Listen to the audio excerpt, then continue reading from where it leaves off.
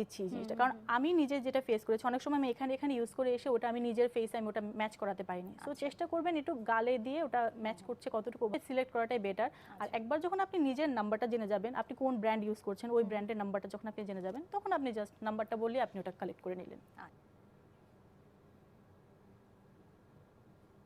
আমাদের skin clean করবার কোনো স্পেসিফিক নিয়ম আছে কিনা, কোনো টেকনিক? একটু হালকা ক্লিনজিং লোশন নিয়ে জাস্ট মুখটা একটু পরিষ্কার করে জাস্ট দেন আপনি পানিটা ইউজ করলে একদম পারফেক্ট। ওকে আমি আগে করে নিয়ে এসেছি এটা।